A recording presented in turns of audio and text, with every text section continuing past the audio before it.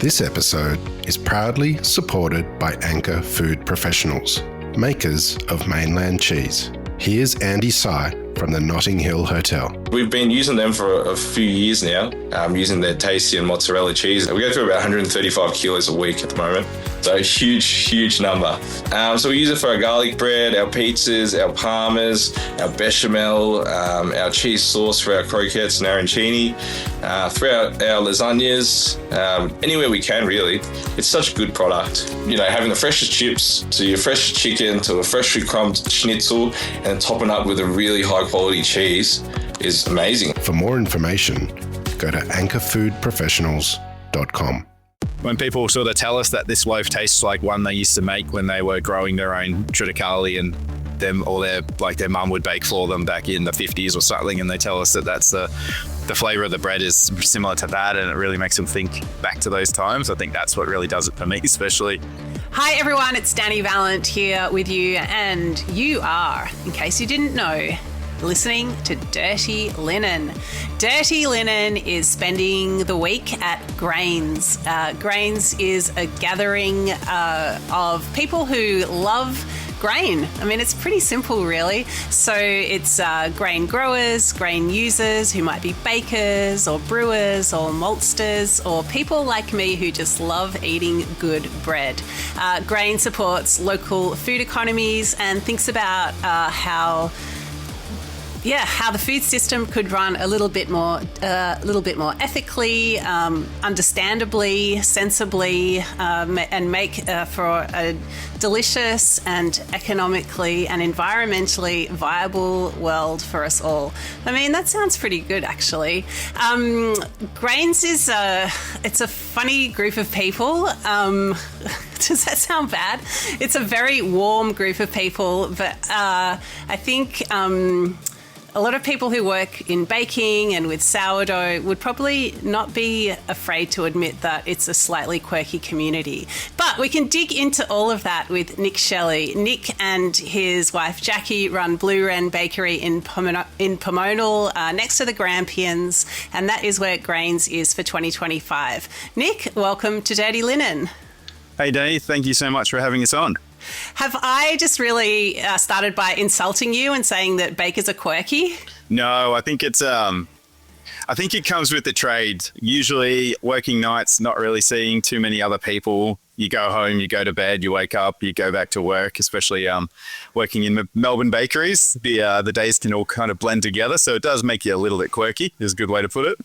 But I think there's something that draws people to baking as well. And you can't be a run-of-the-mill person, to use a very clever baking analogy, to be drawn to such a trade. I definitely think so. It's even kind of no matter what level you're at, even for me, starting as an apprentice at supermarkets, they just getting my hands in there and getting into it and you just kind of like catch the bug for it. Or if you're someone who might even, I've known so many people who have had career changes to come into baking.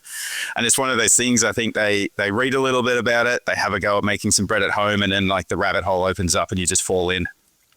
Yeah, that is so true. So many of the bakers I've met were doing something else and then they had a career change.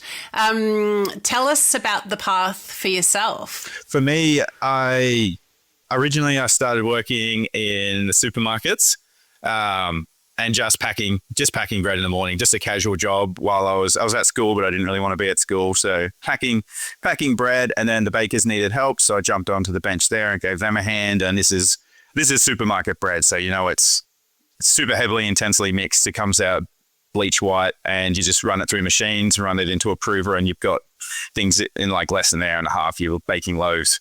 But I found the challenge of it and just the production side, doing that scale of production was really enticing. And then did that for my apprenticeship, was kind of was hating it by the end of it, I'll be honest. The supermarket theme and how they ran things just kind of like wears away at you for a while. And my mum actually bought me the Burke Street Bakery cookbook. And from there I was like, oh, what's this sourdough thing? So then I feel like I was baking completely different style of baking and then fell down the rabbit hole from that book originally. Did a starter and just started. I finished my shift at like 8 in the morning because we did all through the night. And then I'd go home and mix a starter and make some bread for the rest of the day. So kind of got stuck in that, and then wanted to get out of supermarkets pretty quick after I kind of caught that bug. And I thought where I was living in Newcastle at the time, there wasn't a whole lot happening in that scene that I knew of. And I thought, let's go to Melbourne, and there's so many bakeries down there and I can really learn from down there. So that will be really cool. And moved to Melbourne without a job. Just kind of quit Woolies or transferred for a month and then quit that job and was like, I just need to go all in and try and find a bakery. And picked up a job in Seddon at a place called Sourdough Kitchen. And I was there for about 6 months until the job at Tivoli Road popped up. And I thought, it's kind of the first bakery that my sister, who lives in Melbourne, kind of took me there when I visited. She's like, this is the bakery you want to work at. And I saw the job pop up and I thought, I don't want to miss this chance. So I jumped straight into that, and Mike and Pippa were kind enough to give me a job. So that worked out really well. And then, and then from there we come to Pomonal. Wow, Nick, what a great story. I love that sort of, accidental introduction to bread, or the supermarket version of it anyway. And just the way that your mind opened to sourdough, and then it got really, I guess, directed and had a sort of vision and ambition. But I'd love to go back to that time where you had the Burke Street Bakery book, such a important book for so many bakers. When you baked your first sourdough loaf, what did you think? Like, did you have a different view of what bread could be? Definitely did. Because I was so used to making just the yeasted white fluffy bread. So I was looking in through the book, and their first recipe was white sourdough. So I thought, I'll start with that one. And then I kept flicking through, and there was one called a miller's loaf. And I was like, that sounds really fun. And it had a great little story about how the millers would sweep the floor of the mill back in the day, and then they would bag that flour up that was all over the floor, and just sell that at like a lower price for people to make. So it was that kind of classic blend of mostly white flour with a bit of whole wheat and a bit of rye. And I was like, I'll give that a go. Because at the time as well, I was like, what's this rye flour about? Having really no experience in that either. So I got a bunch of flours and made that. And at the time I was like, this, it baked in the oven and it rose, and I was like, this is really good. But looking back at it now, it was, it's probably like most people's first loaf. It was kind of really dense and rock hard, but the flavor of it, even though it wasn't perfect, it still had that flavor that just changes. I think it's one of those things like chefs say when they go to a restaurant and they eat this certain thing, and it just kind of like changes their life. It's one of those sort of things. And for me, that was trying even just that pretty average bread that I had made, just because I'd say it had flavor. I think that was probably really it at the end of the day. It actually had flavor. It had texture. I could squish it with my hand like people do on the internet, and then it rose back up. Whereas the Woolies bread, or the supermarket bread, would collapse and stay completely flat. So that really kind of got me hooked to begin with. And then it was just a matter of like working my way through that book and trying heaps of different things and finding other books as well. The similar thing, just trying different styles and going from there. I love that. I mean, did you have a sense at the time that it wasn't a very good sourdough loaf, or to you, was it, the best thing ever? To me at the beginning, I was like, this is really cool. The fact that it like rose and the cuts opened a little bit. I was like, wow, this worked, sort of thing. I'm looking at a commercial yeast in the fridge that I would play with at home anyway. And I thought, I didn't add that. I added this funky little mixture that when I was living with my brother at the time, and he was like, this is gross. Why is it just, it smells and it sits on the counter? He was like, what is this thing? So I was like, the fact that we could just, add this weird bubbly mixture into with flour and it would make a loaf of bread was kind of like that moment that sort of just like flicked a switch in my head. And I was like, oh, hang on, there's so much more to this. But yeah, I was pretty proud. I'll be honest. I think I can look through all the way back to the beginning of my Instagram and see some pictures that I posted. And looking back now, I was like, oh, it probably wasn't the best loaf of bread, but thinking about back then, I was like, no, I was really happy with that one and really happy with this other loaf and things like that. Yeah, I love it. I mean, I suppose I'm asking not because I want to loaf shame you, but because I'm wondering if you saw from the very beginning that sort of endless striving that there is with sourdough. Yeah, definitely saw the potential there, because you could. That's the best part about those books. And I remember Burke Street one so appealing is the lovely photography that's in there too. Really look like that classic like rustic bakery, and which was just really cool to see. So you could have your loaf there, you can look at it and like, oh, it doesn't look as pretty as like the ones in the book, but you know, you make another one and you're like, actually that's getting a bit better. And so for me, it was really got me hooked on that. And then I also just that kind of person who I just kind of want to know why something works, especially when someone tells me that something won't work. So if they say, if you use this flour to make a freeform half loaf of bread, it won't work because it's a cake flour. I'm like, but why? I want to try that. So I would just go and try that and go, okay, it pancaked. And then that leads you down. Why did it pancake? So then you're continuously going down. So it really just opened that door of, there's so much potential here to learn. And that's really, at the end of the day, is what both myself and Jackie, it's that whole thing of we really just want to continue learning and go from there. I think I saw it might have even been like a Rene Redzepi quote who said something like, when you lose curiosity, you stop learning. And when you stop learning, you lose curiosity. I thought that's kind of puts it in a really good way for baking. I thought as soon as you kind of decide that this is good enough and I don't want to go any further, you kind of lose something, I think. So, Nick, you told the chronology up to around the time you started at Tivoli Road, and it's a good time to mention that because Michael and Pippa James, who are definitely icons in the Australian sourdough world, have just opened a new bakery, probably after promising themselves that they were never going to do it again. They've opened Urbanstead in Melbourne, which is very exciting. But tell us about your time at Tivoli Road. Yeah, it's definitely, very much looking forward to going to Urbanstead. And I've stirred Mike a few times up about opening a new bakery, and he always said no, but there we go. But yeah, definitely for us, for me especially, starting at Tivoli Road really opened the door to even just like that extra bit of what making sourdough could be, and even just making bread, and the way that they sourced their ingredients, looked at their local providers, and worked with when they began working, especially with people like Woodstock, for example, like the small scale farmers, and they really cared about like where everything came from and how everything was. Just that attention to detail is something I'd never really experienced, even in a couple other bakeries I worked in Melbourne. It was really like the bread was really important, and we follow these steps to get to that end result, but that learning how that changes day to day, even like sometimes halfway through the shift, if you have like a temperature change and it throws everything off and you need to like really adjust what's happening.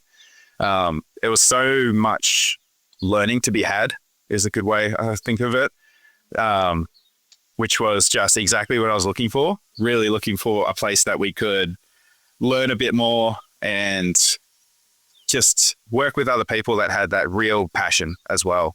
Like everyone that worked there while I was there really had a passion for what they were doing, for the bread that they were making, and just the same sort of ideals seemed to line up with what Mike and Pippa wanted for the bakery itself. And I know that will definitely come through with Urbanstead as even more because they've been able to start from scratch and work out their systems and how they want to work. But that I'd see so much of what they're doing now, and it really gives me like flashbacks to the first few days working with Mike, and even like shaping the bread and seeing the bread come out of the oven. I'm like, that looks like Mike's bread, spot on. And but yeah, yeah. Do you think that's so amazing? Like you can tell a baker by their loaf? I think so sometimes, especially when it's people that have like had a bakery that is very I'll say iconic, like Tivoli was. It was really one of those. I think it really stood out from other bakeries in Melbourne, and just the look of the bread is, to me, that is Mike and Pippa's. That's what they want it to look like. So when we're all doing it, we all we knew what the end result was supposed to be, and while that process to get there might change, we always knew how to get there, and that was also a lot of learning from the other bakers that worked there because they were so passionate that it wasn't just like a 9 to 5. They didn't want to just come in, make the bread and then go home. They really wanted to understand why today's was better than yesterday's. And I felt that was across the entire place.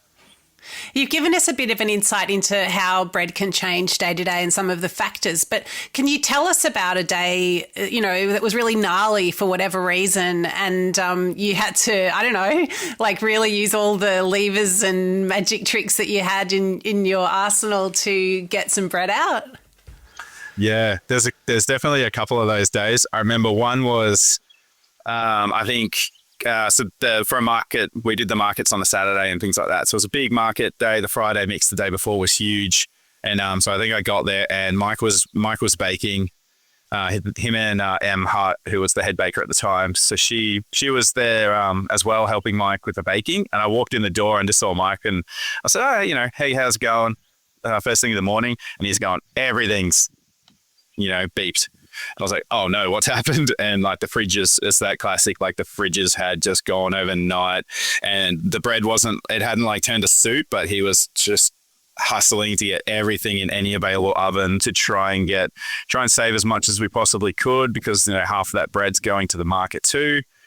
And then I think I went out the back and was there. So because we usually did like the baguettes and some bread and stuff, proved in bulk overnight and then shaped and baked in the morning for a wholesale and things. And I walked out the back and she kind of quietly walked over and she's like, did you remember to put starter in the baguette dough yesterday when you mix? And just went, oh my God, no. And she's like, I've made it work. We've got extra this other dough. We can figure it out. It's fine. She's like, we'll keep that one between us at the moment. So I don't know if Mike ever found that one out, but I was like, oh my God. But it was one of those times where it's like, that's all right. We can do, we can adjust this other dough to make that work and things like that. But it was one of those days. And then I remember, I think it was almost one of my favorite days that we worked, me and Jackie. As when Mike and Pippa were away, they actually were able to find time to go on a holiday. So they were overseas in Europe. And me and Jackie were there in the morning and we had one baker in and she just looked like death. And it's that sort of that hospitality mentality of almost like, it doesn't matter if, I'm like totally feeling like crap. I still come to work. So she walked in the door and we're like, go home. Like, no, you cannot be here. So then it was like, well, okay, one baker down. Not long later, another baker called in sick. So, okay, cool. 2 bakers down. That's fine. We'll figure it out. And then the chef called in sick. So we're like, okay. So the KP at the time jumped in to do the chef's work. The pastry chef was picking up like a bit of the work with them as well. And we were all just jumping in and getting dishes through. But it ended up just being me and Jackie for the entire day, working for the full production, the full bake and everything for the following day. And it's actually really fun by the end of it. And I think at the end of the day, I'd made a English muffin dough at home to sort of have a play with during the day. And because we never got to it. So at the end of the day, at like 3 PM, we made English muffins and all just sat down after being there from like 3 o'clock in the morning, which was really good.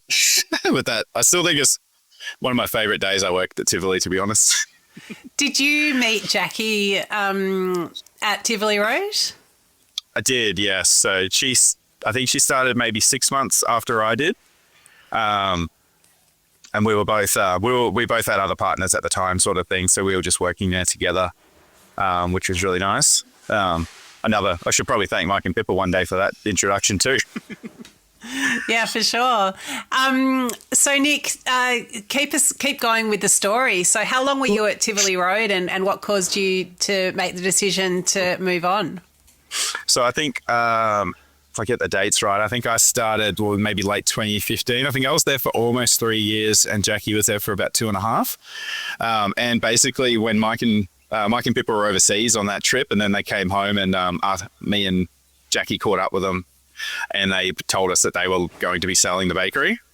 And that sort of just like in my head, I was like, okay, what's next? Because for me at that time, a lot of the old staff had left and moved on and done like their own sort of things as well. So it was me and Jackie and a lot of new people, a lot of an apprentice and just some like chefs that are changing over into baking. So we were quite outnumbered by people that sort of just knew how to get the day done.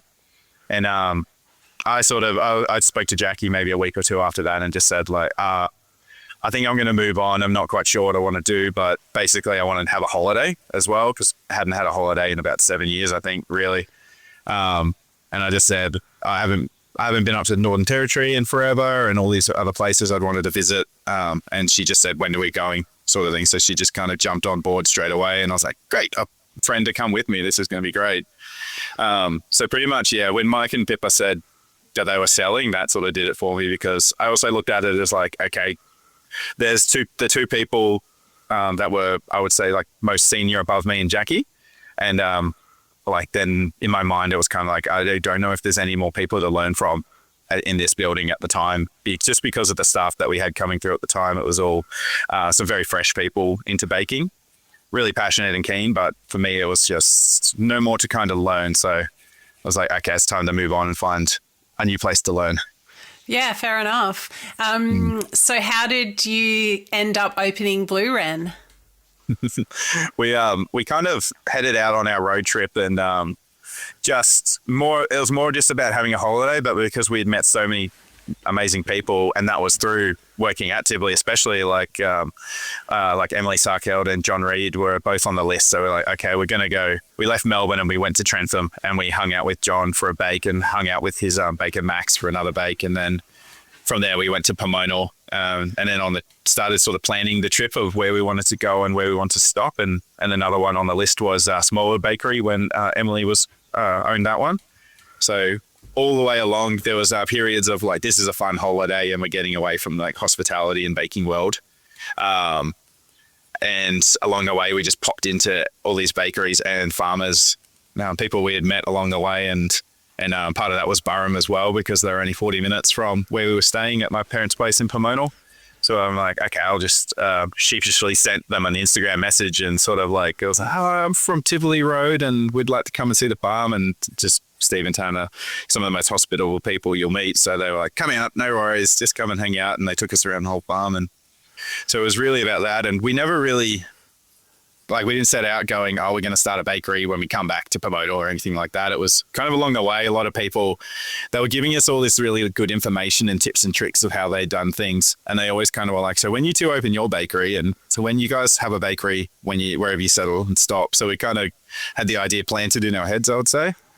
And then I think it was probably right down when at the end of the trip, we ended up going to Tassie, and we were hanging out at AP's bakery there with Ian Lowe for about a week. And then we had the holiday side of that. So we just went and bushwalked and went to the mountains and things. And we were kind of like, yeah, all right, let's give this a go, sort of thing. And because a part of it was because my parents were in Pomonal, we both really loved the area. So it was kind of a place to stay for one. We really like the area, being so close to the Grampians. There's something about the mountains that just draws people here.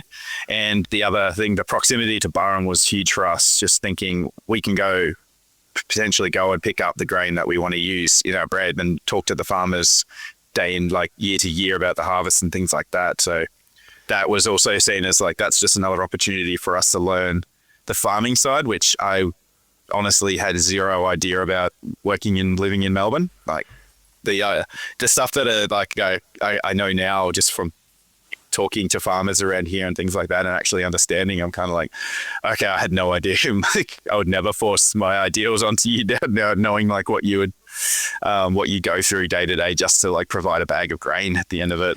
I mean, that's such a important function of Grainz as a festival or gathering as well, isn't it? To just, definitely. It's one thing to have supplies be physically close, or have that supply chain to be less complex, but to actually have that also mean there's an understanding and a real human connection and willingness to listen all at every step along that chain is such a richer way to do it, and creates that empathy and respect for the craft and endeavour of every person that's working to get a loaf of bread. Definitely, yeah. It sort of makes me think a little bit of this. I remember everyone sort of throws around the hashtag Know Your Farmer these days. It's on like Instagram posts and things like that. And it's the same thing, especially when we met Ian and Courtney. I'd post a loaf of Rosella or something and go, Know Your Farmer, sort of thing. And I'd say we're in a very we're very lucky and privileged position to be able to work so closely with Steve and Tan and other farmers and that. And it's definitely something that we've put a lot of effort into, like getting that for ourselves to be able to do that. But I was thinking about it the other day, and I was thinking maybe it's a bit more, maybe it should be a little bit more like know what your farmer is going through, like, or understanding what your farmer has to go through. Even just the example of a friend of ours who helps people with regenerative farming out here. And she sort of put it bluntly to me the other day and just said, she said, I can look at a farmer's crop and tell you how much that costs, how much that will cost them at the end of the harvest, regardless of what they're not including what they're going to sell anything for. So she's sort of had the example of like, she'll look at 50 hectares of this wheat, knowing that it costs them like $50,000 or $60,000 worth of like work, and like not even like spraying or anything like in an organic system. So like really little inputs, but still costs so much money, factoring in like the costs of harvesting and the fuel for tractors and things like that. I was like, I never thought about that working in Melbourne, whether that was just my like me being a bit naive about the baking world and thinking I knew a lot about bread and things, but never really following through past that bag of flour that we got at the end of the day. Knowing, because farmers aren't the type to complain a lot either, even though they should complain a hell of a lot more than what they might do about what they have to go through at the end of the day with all the things that are going on these days. But they'll keep it close to the chest. And when you actually start talking to them and they're like, yeah, so this entire crop failed last year, like, oh my God. And they're like, yeah, and we put X, you put X amount of dollars into that. So then that's just a complete loss. You can get insurance for crops that like, I have no idea, that's all going to come at a cost. And I highly doubt you'll get back what you put in that scenario. So really just learning that has really shaped how the bakery runs, I think, for both me and Jackie. Wow. Yeah, it's so well said. I mean, so you mentioned a few people along the way, so I might just backtrack slightly. So John Reed, who's, I guess, I don't know, he's just held so warmly and strongly in everyone's hearts in the baking community, the founder of Redbeard Bakery, who sadly died of a brain tumour a few years ago. He was a guest on Dirty Linen while he was sick and knew that he was dying. So we'll put a link to that very powerful episode in the show notes. It was honestly such a privilege, a sad privilege to talk to him, but just his presence and all of his generosity in sharing knowledge is something that still permeates so strongly in the baking community. Is there anything you want to add to that, Nick?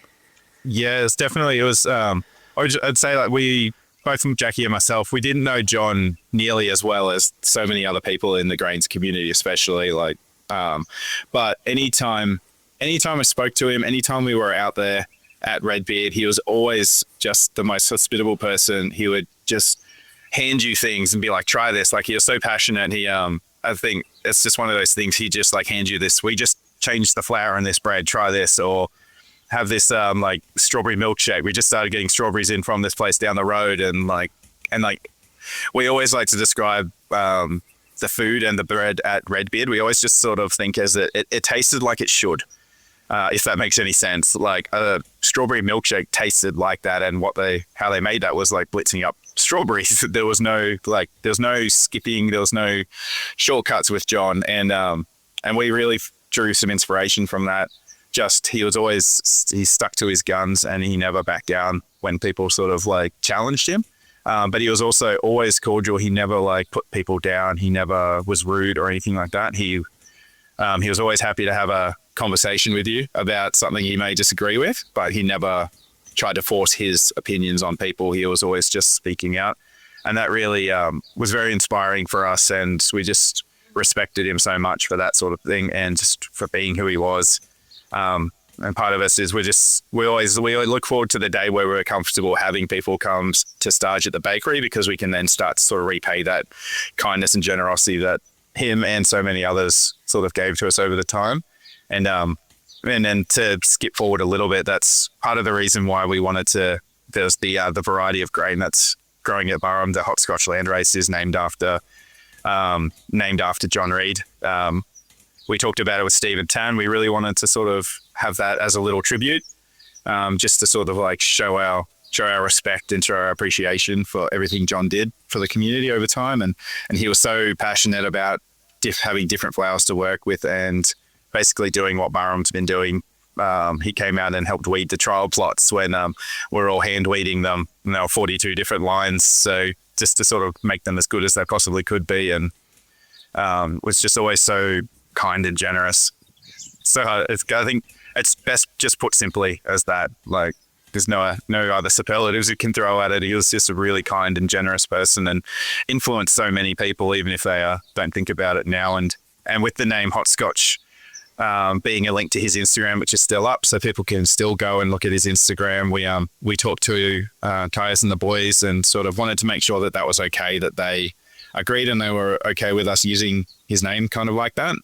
And she felt that was a really good one because it also opens the conversation to who he was and why he had such an impact on our industry and who we reference. So you can kind of go back and look at all of his posts and really understand who he was and what he cared about. Amazing, Nick. We'll put a link to the episode with John and also his Instagram so people can do just that. We've been talking a lot about Steve and Tan and Burrum Biodynamics. So as you said, they're not too far away from you in Pomonal and they're growing grain there. We're going to be chatting to Tan. So depending on when you listen to this episode, the producers episode with Tan from Burrum Biodynamics will either be about to drop or will already be there. So look out for that one in the show notes or on the producers podcast. Nick, tell us about Blue Wren. What is this little bakery? Yeah, I was sort of thinking about it. We're just this kind of, especially when Grainz, we put our hand up and said we'd like to host and they all jumped on board. We were kind of like, oh, hang on, we're just this tiny little bakery out in the middle of nowhere that no one's ever heard of. So we'll see if that's enough of a draw card, but having the Grampians next to us really helps get people out here. But yeah, pretty much we started the bakery with the basics of it is we always wanted to use as good quality as we possibly can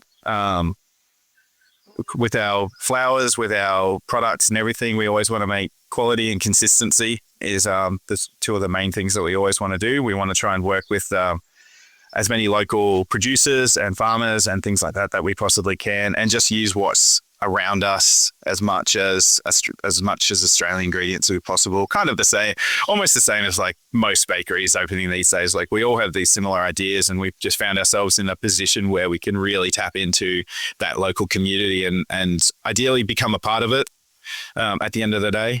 So when we opened the bakery, we kind of gave it a year.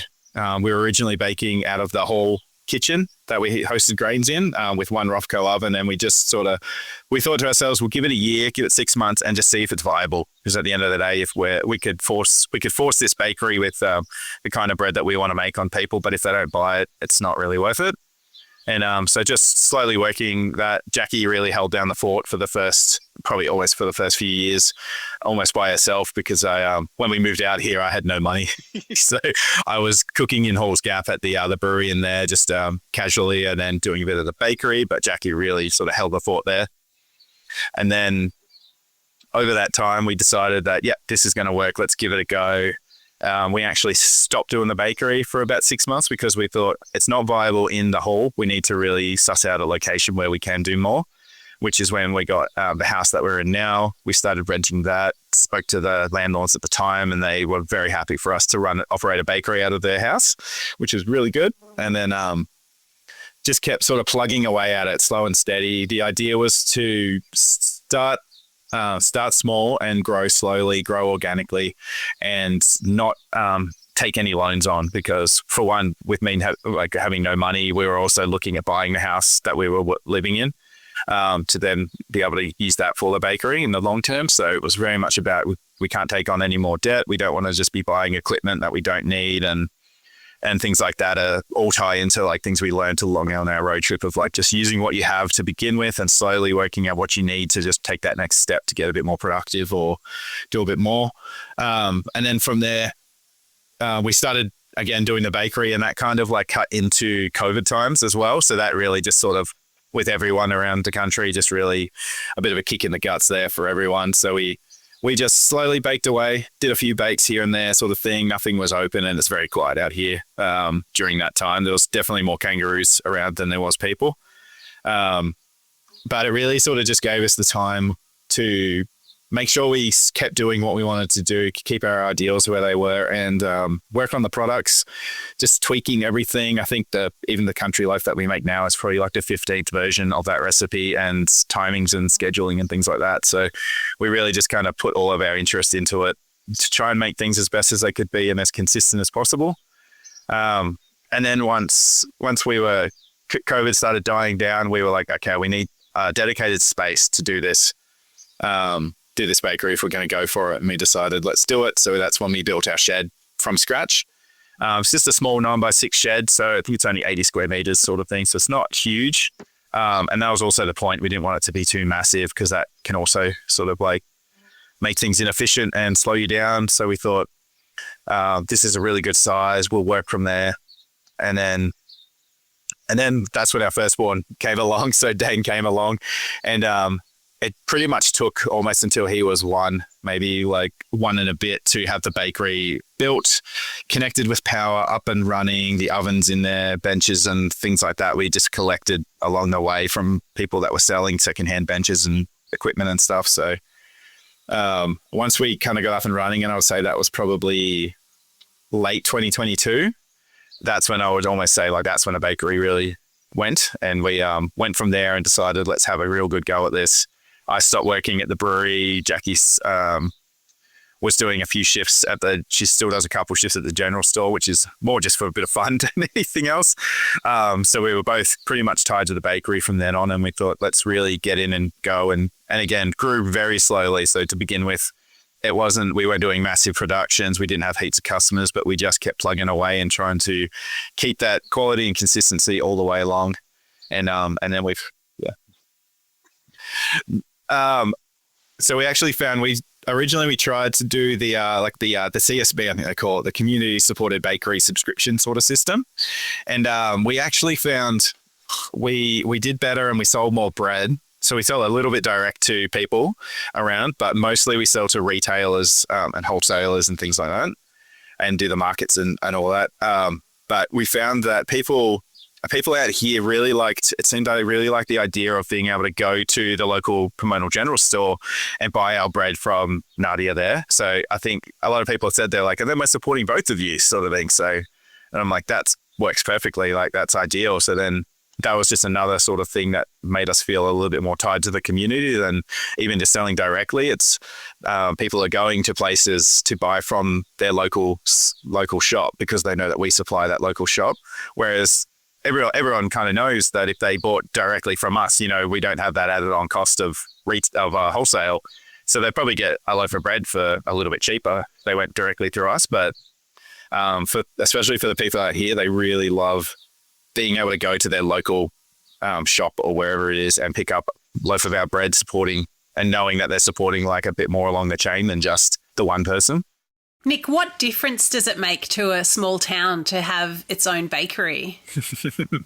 we don't know if it has too much difference, but maybe that's just us thinking that, being a little bit more, trying to be a little bit humble. But we just the feedback that we've got, and people really enjoy knowing, like, they drive past, the people know our house, so they drive past the house and they see us playing out the front and they're with the boys and things like that, and they're like, oh, those are our bakers. Or they tell when their friends and family come past, they're like, oh yeah, we live across the road from the bakery. And they drive past at night, sometimes honk their horn because they can see the light on and the exhaust fan going. And so we feel very accepted by the community, and we feel like we've sort of found a place, and people really enjoy what we do, which is the main thing. And just from the feedback we've got, they appreciate us being here. We are being a part of the Pomonal market. I think a bakery can be a little bit of a draw card for markets, especially like a country market. So we like to think that we've helped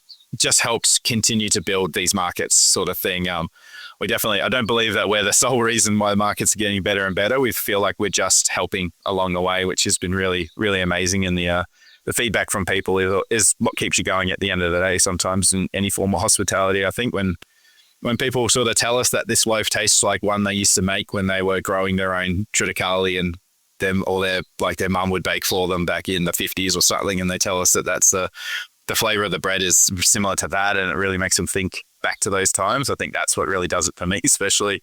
It's just like that feedback you can get directly from markets when people sort of tell you those things is just, it's worth every penny.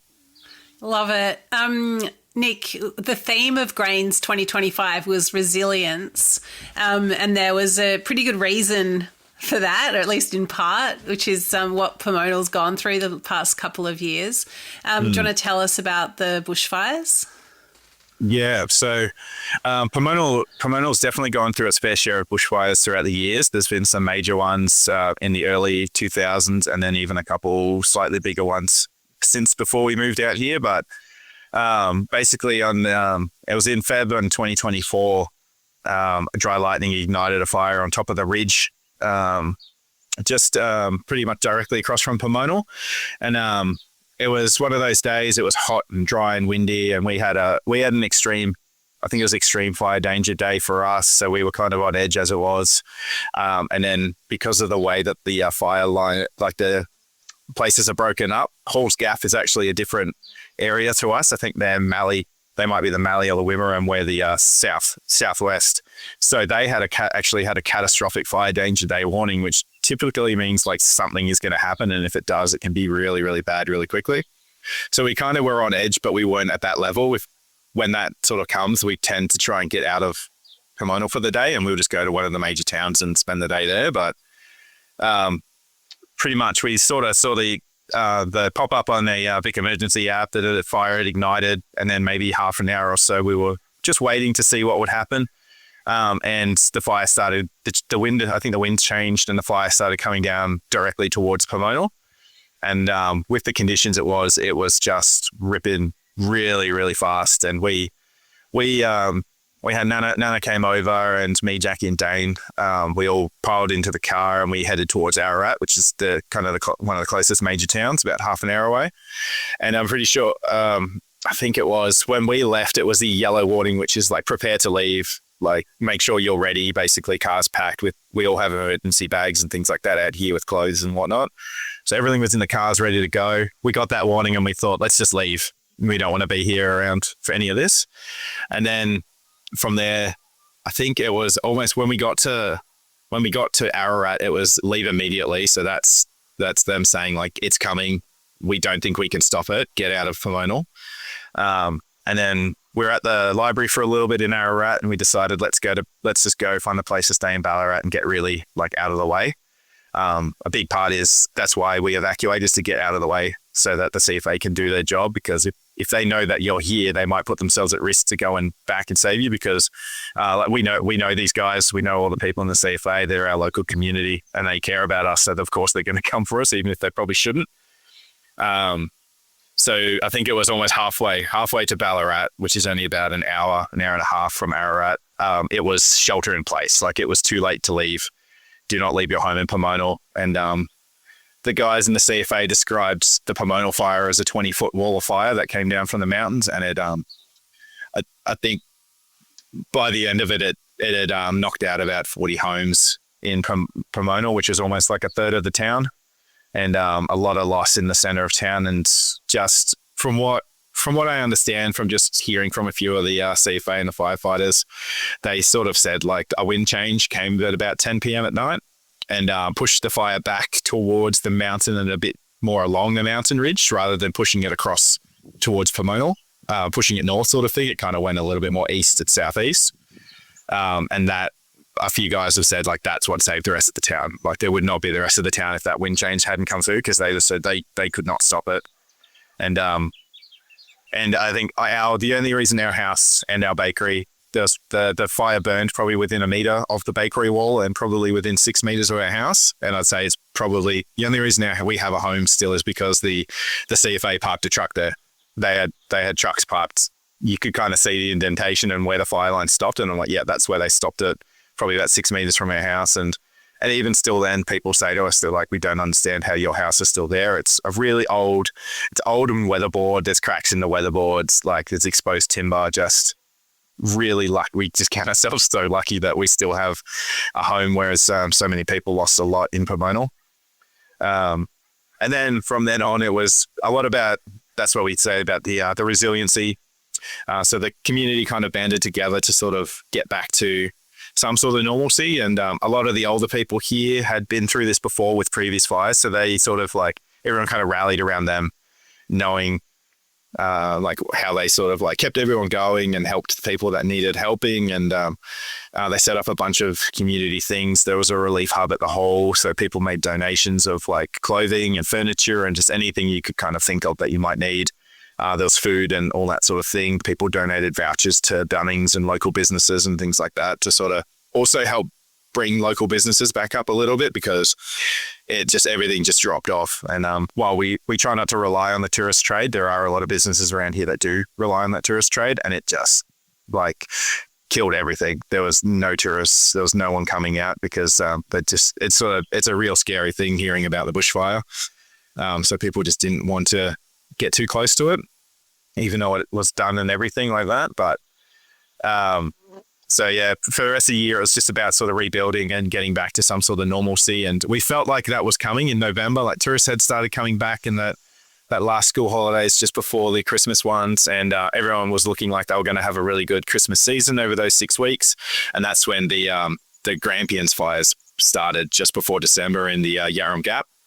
And that one burned up north, kind of took its time up until just after Christmas. So as soon as we heard that on that first sort of night as it was coming, first couple of nights as it was heading closer to Pomonal and Halls Gap, we got the message to leave, and we just decided to leave and then to just go to Melbourne and just call it a day for the season. And we spent the week or a week and a half, I think it was, in Melbourne with family, and so the boys could have a bit of a Christmas with their cousins.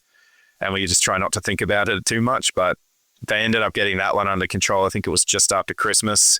And then there was a couple-week period where usually Halls Gap would swell to like 10,000 people, with being such a popular tourist area, and it was just dead. Businesses were struggling. They lost so much money over that time. And then the second fire started a little bit more towards like the northwest of the Grampians, not right at the top, kind of in the middle. And then that eventually burned through until after a bit into Feb and joined up with the other fire. So they had just one massive fire, and it ended up kind of decimating most of the national park. I think the Grampians is roughly like 170,000 hectares. And I'm pretty sure the fire was around almost 140,000 hectares of affected area. So it was really, really devastating for the local wildlife. And luckily there was not as much like damage to like people's homes or structures and things like that. It was really kept, like through the hard work of, I think they had about 600 firefighters there over that period, kept within the national park. They made sure it didn't come out. I do remember Boxing Day was the big day that they thought if the weather conditions hit right, you would basically have a firestorm on your hands, and that could just lead to the surrounding towns could get really, really affected really quickly. And I know luckily that weather conditions didn't happen. And but they did have one part where I think they call it an arm, basically where the fire ripped out from the Grampians and hit the farmland and things around the Grampians. And that's like grassland and dry grass because of the season. So it's just ready to run. And I think they described it as like the fire traveled like 17 kilometers in 15 minutes or something like that. Like that's just how quickly, even in like a place like, I think it headed out towards Wellora, which is just down maybe 30, 40 minutes from where we are. And like, that's how quickly our township could be affected by a fire that's over 20 kilometers away in those conditions. And yeah, that's real. I mean, the whole story, Nick, is, it's so devastating and so scary, and just to have such, big damaging fires in such quick succession. It's just horrific. Dirty Linen. We took the podcast on the road in the middle of the year to the Grampians as part of a sort of recovery effort because you mentioned, a lot of the bushland was burnt, but a lot of it was retained and a lot of it recovers really quickly. And so and Hall's Gap was preserved, through extraordinary efforts and strategy from the firefighting forces, just incredible work. So there's still so much to do in the Grampians, and I heartily encourage everyone to visit because it's still so beautiful. There is so much wildlife and so many great activities. We'll put a link to those episodes as well in the show notes. This is turning into some long show notes, but it's all good stuff, I promise you. Nick, just turning back to this question of resilience, like, what do you carry forward from this time? For us, it was really, it really showed us just how our communities and how we're all so ingrained in our smaller communities out here. Really, that's what gets you through at the end of the day. When the government is able to help you, when the local council is able to help you, that's really great. And it all goes such a long way, even if it's something small. But the fact that every person in the local community is just kind of like, what do you need? Like, I've got a tractor. I can come down and help you move trees. We've even just had a friend here over the last couple of days helping us with his tractor and knocking down dead trees from the Pomonal fire, almost 2 years ago now, that we just haven't been able to deal with. So they're just sitting there burnt. So he's knocking them down for us, clearing them out of the way so that we can sort of prep the area and get everything ready for the fire season. But just it's just been so nice being a part of that community. And now the way that everyone's sort of looking at, I think people have sort of changed a few things about how they run their businesses, and just sort of the reliance on tourism is a tricky one where we live. You kind of some businesses have to rely on that, but also I think it just made, even as many of us, we all support our friends in local businesses, but I think it just made everyone kind of double down on that. So that anytime that they can go out and spend some money and have dinner, they try to, because they know that even two years on, people are still recovering and still so affected from what happened. And it goes on for years and years and years. I know people in the 2019 fires, 2020 fires on the east side, they're still recovering from those, even though it is 5 or 6 years later. Because there was a couple of other things that happened after those fires that made it very tricky for regional and metro businesses. Grainz doesn't explicitly draw a connection between, I suppose, those bushfires and climate change and the kind of world that Grainz would like to see. But do you see a connection there? Personally, I do, and I think I can speak for Jackie too, and knowing that she agrees as well with to me, climate change it's almost a given. It is fairly obvious that this is happening, and I know there's we're the kind of people that do have faith in experts. I know there's a real loss of faith in experts these days, where there's this person who's been studying the climate for 20 years and they know what they're talking about, but then there's also this person on Facebook who said this about something they read from someone else on Facebook. So sometimes people are like, who do you believe? And to me, it's like, believe the experts, believe the scientists. There's so much proven stuff that things are getting worse. These events are going to be more common and they're more devastating when they happen. We can even just see it out here. We had a year of flooding and things. I got the car bogged in the backyard because of the flogged so much. Flooded so much, and there's so much rain, and then we had no rain. We just had such minimal rain, and we're all looking around at the dry grass, at the dry trees and everything, just knowing that this is just kindling for a fire. The Grampians was so dry, and that was part of the reason why they were so devastating, was that it was such a dry season, and there was just so much fuel for the fire there. And the forest fire management guys and that, they try their best to backburn and do all that sort of thing to prep the area ready for these seasons and the potential that could come from these fire seasons. But there's only so much they can do at the end of the day. And the fact that there's still, I don't know, to try not to sound cynical, but it's just the fact that these things still getting approved, mining things. There's a uranium mine that's coming in the like in that wheat belt that Stephen Tan had a lovely banner about, just trying to like bring attention to the fact that there is going to be a uranium mine through like the food belt and things like that in that area, and their neighbours have been affected by that. It's kind of like, I understand the need for resources in a growing economy and a growing country and a growing planet, but at the end of the day, it's like, can we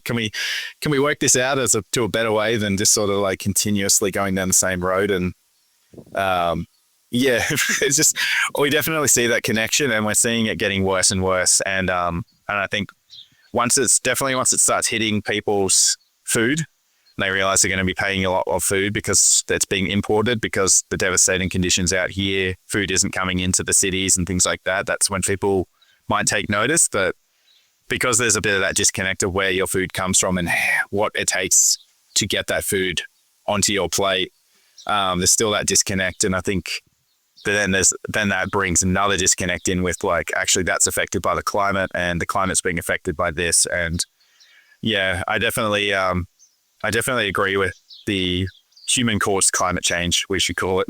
There's definitely, you can see it happening all around us, and it's just going to get worse at this point, it seems. Well, thanks for doing what you're doing, Nick, and to Jackie as well, in creating those connections to produce and to land through great bread. I guess, you need to bring people into a narrative, and a really nice slice of bread with some really good butter is a good way to start a conversation. We've talked for ages, and I think we could keep going, but I better say thanks so much for sharing with us today.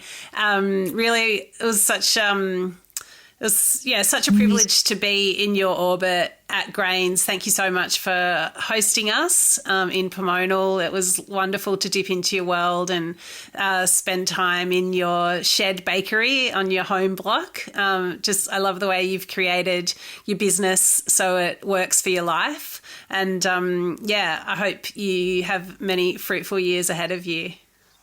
No, thank you so much for coming out and helping us sort of spread these stories. And part of it is we don't want to be like trying to like force our opinions down people's throats or anything like that. We just sort of try to let what we do, try and be transparent about what you do, and that will tell the story for us, and then people will jump on board from there, rather than us sort of standing on a pedestal saying you should do this, you should not do that. I don't think that gets us anywhere, but we were just so grateful for everyone that came out to Pomonal.